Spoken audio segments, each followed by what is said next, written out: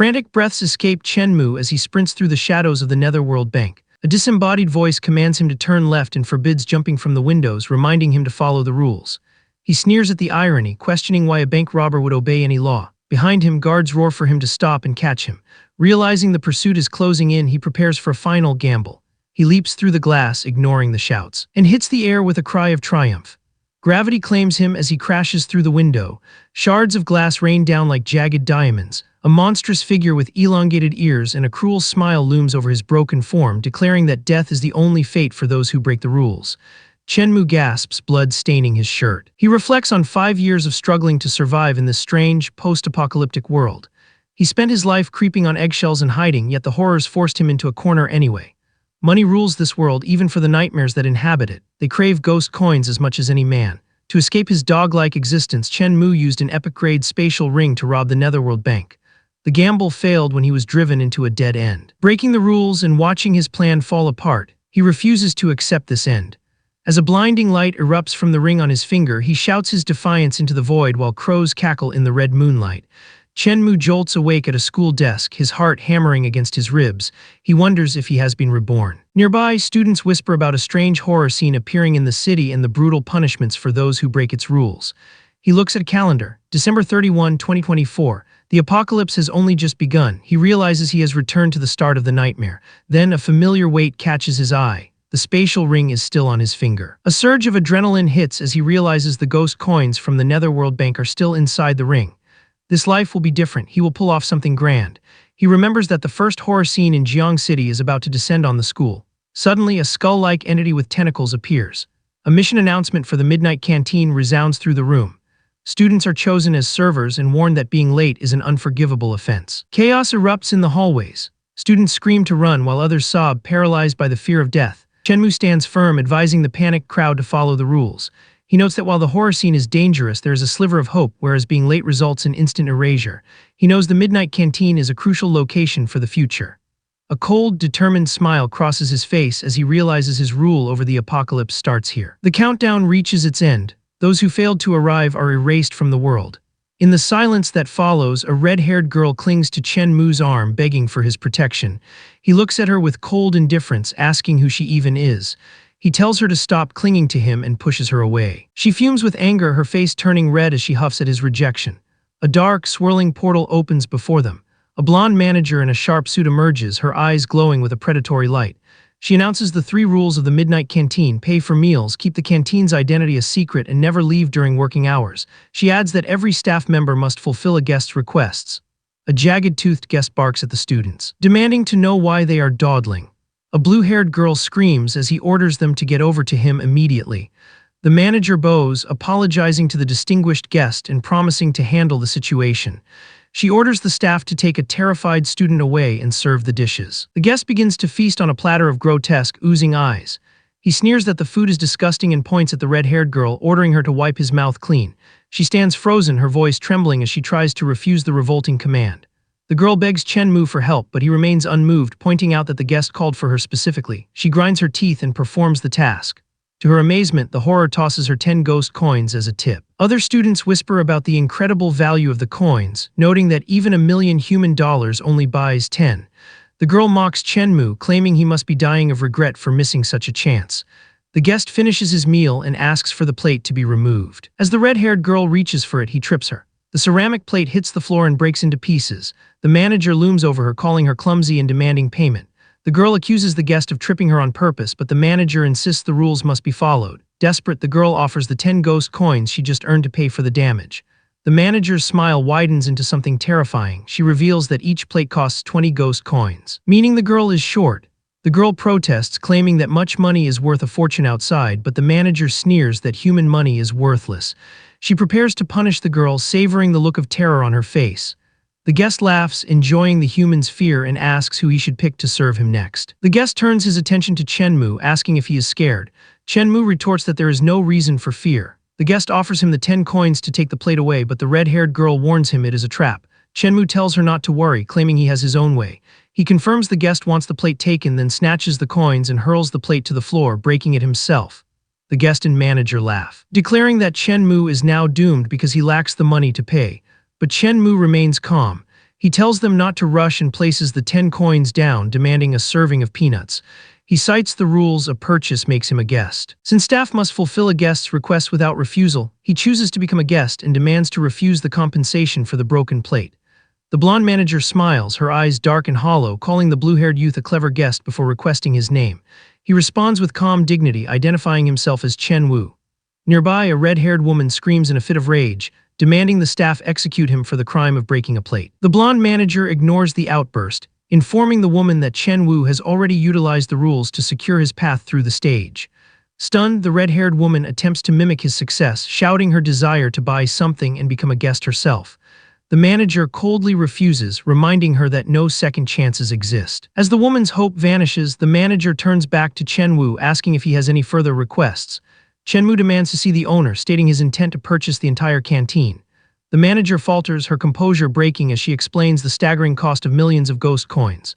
Undeterred, Chen Wu produces a thick stack of currency, offering it as a tip for finding the owner. The sight of 30,000 ghost coins leaves the room in a state of paralysis. The red-haired woman and a nearby beastman gape in disbelief at the sum.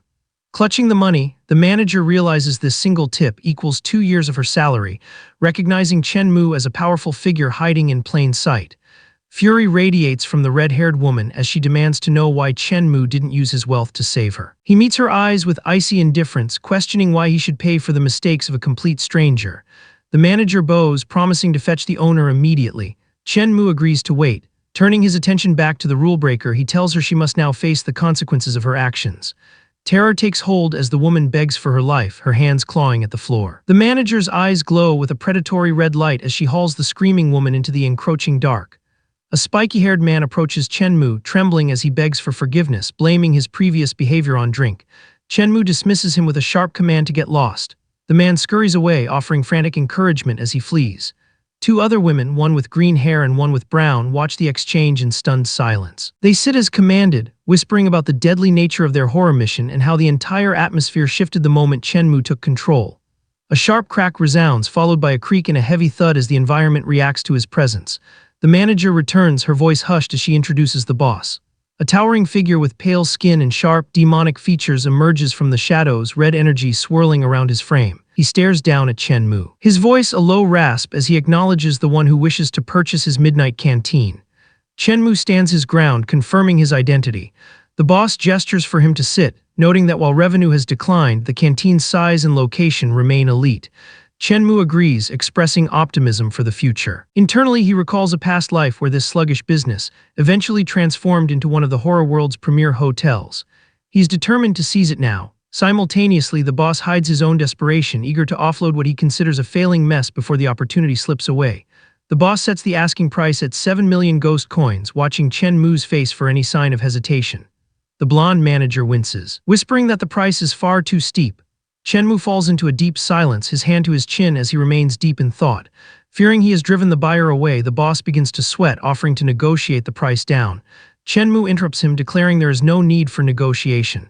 He offers 8 million ghost coins instead, demanding they close the deal immediately. Shock ripples through the room at the mention of 8 million coins.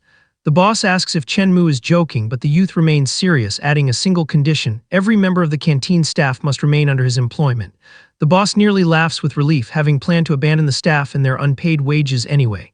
He agrees instantly, viewing the wandering souls as worthless. Eager to finalize the transaction, the boss asks when the money will be transferred so he can prepare the contract.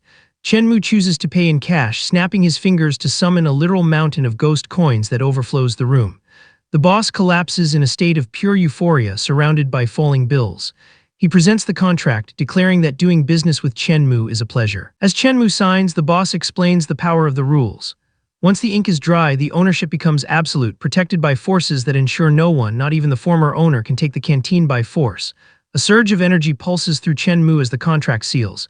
He feels a spiritual connection to the building, similar to the bond with his spatial ring. He stands tall, declaring himself the one who now dictates the rules of the Midnight Canteen. The former boss departs with a sack of cash, gloating internally about getting rid of a failing business and its staff. Chen Wu watches him go, knowing he has secured a property that will one day be worth billions. He turns to the manager, stating his intent to revise the rules immediately. She beams, calling him the boss and inviting him to change whatever he likes. The clock strikes 12:29. Chen stands before the survivors, declaring that the horror mission will conclude at 12:30. He grants them their freedom, telling them they are safe to leave. The green and brown-haired women are moved to tears, thanking him for saving their lives. Once they depart, Chen tone shifts to one of command. He orders the manager to assemble the entire staff for meeting in 10 minutes. 10 minutes pass before the new order begins. Chen stands before a diverse group of monstrous workers, announcing that their previous owner has sold them and the canteen to him. A massive bipedal rodent wearing an apron stands at the front, flanked by a crocodile-headed man and other shadowed figures. Chen extends his hand toward a colossal pile of glowing currency. The workers erupt in celebration, their faces twisted into expressions of manic joy and greed. They raise their arms in triumph, hailing their new provider. Chen watches them with a cold, satisfied smile, his position as their master now cemented by the weight of his gold. Staff members at the midnight canteen call out for the boss to take care as he departs into the night. He considers his current standing. Despite taking over the canteen, he remains only at the ghost soldier level. Facing higher-level horrors would result in death, making life-saving gear a necessity. A taxi appears despite the late hour, its presence marked by a sharp sound. He opens the door and requests a ride to Wingzhong Estate. The vehicle accelerates with unnatural force, its speed far beyond a standard car. A faint scent of blood permeates the interior, drawing his attention to the cabin. Bloody handprints stain the surfaces, confirming the car is not what it seems. He realizes he has entered the Nether Taxi, a moving horror scene. Humanity struggles against three primary threats in this apocalypse. Forced missions like the Midnight Canteen claim the unlucky, while disguised horrors lure victims into traps. The most insidious threat involves stepping into a horror scene without awareness until it is too late. Recalling rules from a previous life, he knows ghost coins can buy safe passage. Without money, one must leap from the speeding vehicle or face certain doom. Those without funds or luck become food for the driver. However, the Nether Taxi provides extreme speed and immunity to outside attacks while inside. He resolves to find a way to make this vehicle his own. Arriving at the entrance of Nanjiang Estate, the driver demands 10,000 ghost coins. The young man calls the price expensive, prompting the driver to warn him of the consequences of being unable to pay. He remarks on the eyeless driver's ability to handle such speeds, calling him a veteran. The skeleton driver commands him to stop talking and pay or die. With a sharp slap of his hand, the young man offers a stack of cash, questioning if the horror dares to take it. The driver is stunned by the presence of 10,000 ghost coins. The young man exposes the driver's scheme. The skeleton blocked the meter to hide the true fare, creating a justification to consume the passenger. The skeleton reels back, his jaw hanging open as he wonders how a human could master the scene rules so perfectly only a month into the apocalypse. The young man points out the actual fare is a measly 10 coins, yet the driver had the audacity to demand 10,000. The driver tells him to pay and leave. But the young man isn't finished. He offers an additional 10,000, dangling the glowing currency. He proposes a deal, 20,000 ghost coins every month if the driver accepts his terms. The skeletal driver stares back, his hollow sockets fixed on the man as he asks what terms are being proposed. The young man requires a personal driver who is on call whenever needed, promising bonuses for quality service. The skeleton compares his usual 3,000 ghost coins a month to this massive offer. With a loud bang, he accepts. Wang Qiashi is now the personal driver for Chen Mu. They plan to sign the contract the following day. Wang Qiashi provides a phone, guaranteeing arrival within 5 minutes of a call. He is eager to keep such a generous employer. The young man schedules a pickup for 10 in the morning. Narration explains that while most avoid horror scenes, some now seek them out. He intends to use this time to reach the top of the food chain and become unbreakable. Recognizing his current physical limitations, he knows he cannot yet conquer horrors through force. He remembers the Mist Museum is nearby, run by Duke William. The Duke is a ghost general with many subordinates and owns the death-heavy armor. This treasure grants immunity to most damage, but it must be given freely. He recalls that Duke William is secretly struggling for money despite his outward appearance. Having an abundance of ghost coins is his greatest advantage. The next morning, a chime signals the driver's arrival. Wang Qiashi is punctual, stating it is his basic duty. He brings breakfast for Boss Chen. Hoping for a bonus, Chen Mu expresses his appreciation and enters the taxi. He asks the old man if he knows of any high-end malls for purchasing gifts for horrors. Wang Qiashi recommends the Fallen Mall on the outskirts for high-end goods. The young man agrees to the destination. The driver tells him to sit tight as they head out. He reflects on how money makes horrors work with such enthusiasm. They reach the towering, dilapidated structure of the Fallen Hall. Chen Mu tells the driver to stay with the car while he shops. Wang Qiashi agrees, realizing that while he is only a ghost soldier outside the car. The taxi gives his boss an invisibility buff against enemies. Inside the mall, the air is freezing despite the summer heat, marking it as a horror scene. Bloody handprints cover the interior walls and ceiling, showing the mall has claimed many victims. A woman in a red suit with sharp fangs welcomes him, asking what he wants to buy. He confirms the location is the Fallen Mall. She warns him not to run, stating that only a purchase allows a safe departure. Her clawed hand reaches toward him as she speaks, sealing the trap. The stranger questions the rule of this mall with a knowing smirk. The blonde clerk insists he must make a purchase as soon as possible, her stitched mouth stretching into a predatory grin. Unfazed, the man dismisses her trick, asserting that he can walk out safely even without buying a single item. The clerk's composure falters as she asks how he could possibly know that. He explains that he has seen many places like this. The rule stating one can leave after a purchase is merely a misdirection. First-timers panic and rush to buy items to escape, only to find they lack the ghost coins to pay, leaving them with empty pockets and no way out. Failure to pay means the only thing left behind is a life, swallowed in big gulps by the mall's hunger. Breaking the setup is simple because the rule only grants permission to leave after spending. It never explicitly forbids leaving without spending. Even if the stranger turns around now, the clerk has no power to stop him. She concedes his cleverness, noting how many falls into that rule's trap. Her sharp-clawed hand releases its tension as she tells him to hurry and go since he found the way to survive. However, the man remains. He questions why he would leave when he came specifically to shop. Shock replaces the clerk's smugness as she repeats his intent to shop. He demands to be taken to the highest-end counter. She warns him not to throw his life away, claiming even the cheapest items cost over 10,000 ghost coins. The stranger mocks her, pretending he could not hear her words clearly as he produces a thick stack of currency. The chime of wealth rings out. Instantly, the clerk's eyes sparkle with greed, promising to take him to the 6th floor immediately where luxury goods match his distinguished status. He tosses 20,000 ghost coins as a tip for the entertainment, urging her to lead the way. She eagerly gestures for him to follow. The elevator ascends to the 6th floor, where all the luxury brands of the horror world reside. The stranger knows that to impress the Duke, he must cater to specific tastes. He recalls that noble families usually maintain a wine cabinet and remembers the Duke's hobby of collecting high-end red wine from a previous life. Rows of glowing bottles line the shelves. The clerk asks what kind of wine he desires, noting every product is tailor-made for horror's favorite flavors. Internally, she sneers that if he cannot afford the price, he will end up just like the other hotheads before him as her dinner.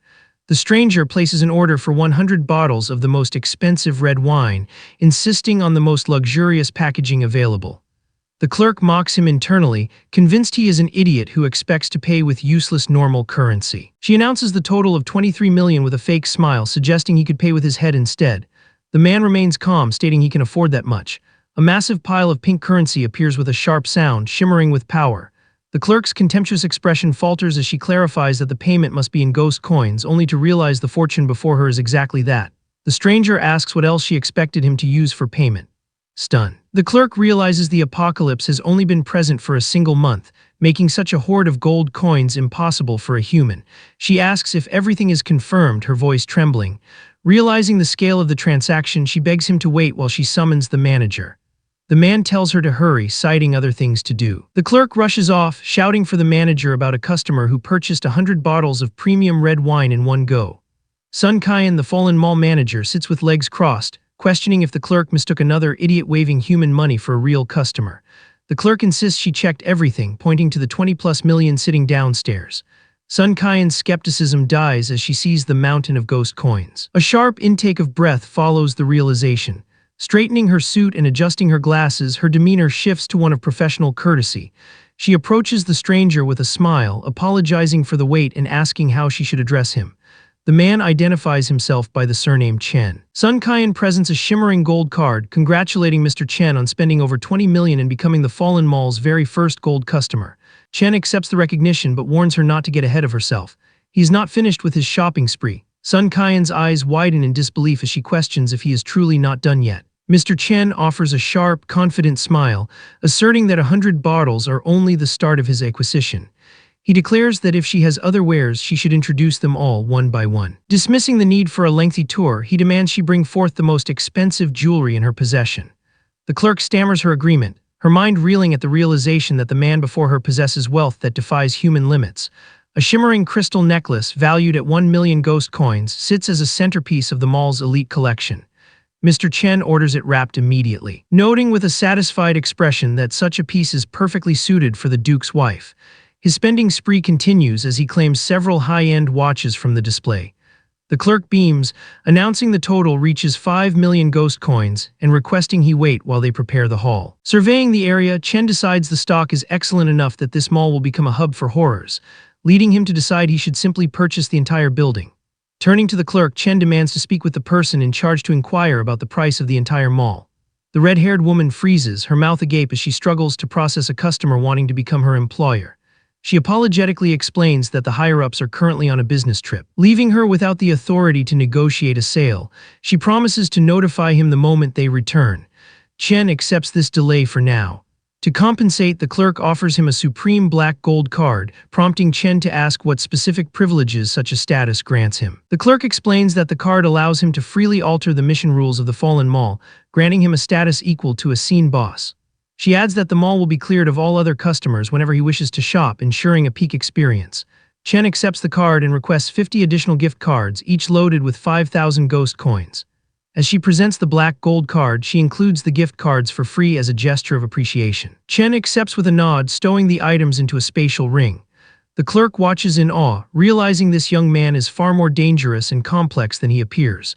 Concluding his business, Chen informs the staff he is leaving to attend to other matters. The employees line up in a disciplined row, bowing deeply as they bid farewell to their new Supreme Black Gold VIP, Mr. Chen, expressing their desire for his return. Outside, a skeleton chauffeur waits by a sleek car, his hollow sockets widening at the sight of the card. He knows such a tier requires spending tens of millions. Becoming instantly more attentive, the undead driver holds the door and asks for the next destination. Chen climbs in, telling him there is no rush while handing over a small red gift box. The skeleton stares at the offering in confusion. Chen encourages his driver to open the box and see if the contents please him. A golden light spills out, revealing a zombie Denton watch, a luxury item of immense value. The skeleton trembles, stammering that the gift is far too expensive to accept. Chen dismisses the concern, promising that as long as the driver remains loyal and works hard, many more benefits will follow. Tears well in the skeleton's eyes as he recalls his past masters, who treated him as nothing more than a beast of burden to be exploited until dry. Overcome by emotion, the skeleton declares that Boss Chen is a man of rare kindness and generosity, vowing to follow his lead regardless of the cost. Chen tells him to calm his nerves and set a course for the Mist Museum. The car roars to life, tearing through the dark city streets with a screech of tires. As they speed toward the destination, Chen's expression hardens with resolve. He has laid extensive groundwork for this moment, and his sights are set on a prize, the death-heavy armor. The vehicle finally comes to a halt outside a looming structure. Stepping out into the cool night air, Chen instructs his driver to find a place to rest until he is called. The skeleton chirps his agreement and departs. Chen approaches the entrance of the museum, his footsteps heavy on the pavement. Near the gates, a group of strangers stands gathered. A blonde-haired man turns toward Chen, questioning if he is another recipient of the mission notice. He suggests that Chen join their group, arguing that their chances of survival and success increase with greater numbers. Coldly, the blue-haired youth rejects the offer, stating he is not interested. He understands that in this apocalypse, betrayal and backstabbing are common, and random allies often lead to an early grave. Insulted, the blonde youth scoffs at the kid's arrogance. His companion joins in, mocking the loner act and warning that without brothers, only death awaits. Nearby, a woman trembles, confessing her terror regarding the horror mission. Her companion, a large man with a thick mustache, reassures her. He reveals he spent over 8 million to secure 10 rare ghost coins, banking everything on their power. Clinging to him, she calls him the best, and begs him never to leave her side. The large man promises to divorce his wife, and marry his mistress if she continues to behave after the mission. Observing from a distance, the blue-haired youth finds it unexpected that such a man managed to acquire ghost coins. His attention triggers an outburst from the wealthy man, who demands to know why he is looking, asking if he has never seen a rich man before. Suddenly, a voice resonates through the air, welcoming them to the Mist Museum. It announces their status as guests of the reclusive ghost general, Duke William, and his family. The group is commanded to enjoy the banquet prepared by the Duke as they march toward the towering entrance. Heavy thuds and low rumbles ring out as the massive doors groan open. A dark figure emerges, inviting the guests inside. This is Ron, the Duke's butler, his eyes glowing white against a silhouetted face. The sight of a horror in the flesh sends a wave of dread through the group. Shaking with fear, the green-haired youth admits it is his first time seeing such a creature. The woman cowers, asking Brother Hai if the butler intends to devour them from behind as they enter. The large man attempts to steady her, telling her not to be afraid. Dismissing the butler as a small fry, the large man claims the creature would not dare touch them. Ron mutters under his breath, insulted by the lack of manners and the cheap nature of these guests who brought no gifts for Duke William. He turns his attention to the blue-haired youth lingering outside, asking why he hesitates. He snaps that he has no time for someone destined to die. The youth calmly addresses him as the Duke's butler. Ron orders him to move to the hall and stop blocking the way. Instead, the youth offers a gift. Light erupts from a spatial ring on his finger, revealing a red box that leaves the butler stunned. Offering the token as an apology for his intrusion, the youth hopes it meets the butler's approval. Ron's irritation vanishes, replaced by a realization that someone finally understands basic courtesy. Inside the box lies a Ghost Lex watch, a luxury item valued at 300,000 ghost coins. Shocked, the butler asks if the gift was intended for the Duke instead. The youth shakes his head, explaining it is specifically for Ron, a reward for half a lifetime of loyal service. Touched by the recognition of his hard work, Ron accepts the tribute with respect. A sinister grin spreads across the butler's face as he asserts his authority within the museum. He guarantees the youth will leave the Mist Museum without a single scratch. The youth expresses his gratitude, pleased that a few 100,000 coins bought him a life-saving talisman. Ron glances toward the other guests, asking if they are friends who require special treatment. The youth denies any connection to them. Acknowledging this, Ron explains that a mini-game will precede the banquet. He directs the youth to the main hall to rest while the preparations continue. The woman clings to Brother High, pleading for him to stay within her sight. The large man watches the youth with suspicion, wondering how he became so friendly with the butler. While the others wait in tension, Ron serves the youth tea on a silver tray. The youth offers a quiet thanks. The blonde and green-haired duo realize the stranger they mocked has secured a powerful backer. They immediately plot to rope him in, deciding that even if he is useless, he can serve as a meat shield. A sharp clap from Ron as gloved hands cuts through their whispers. He announces that while the banquet is prepared, the Duke has provided a game to pass the time. The butler reveals the game is hide-and-seek. He outlines the first rule: the game lasts 2 hours, and leaving the first floor results in being sniped instantly. Rule 2 dictates that security guards will act as hunters. Any guest found will be executed.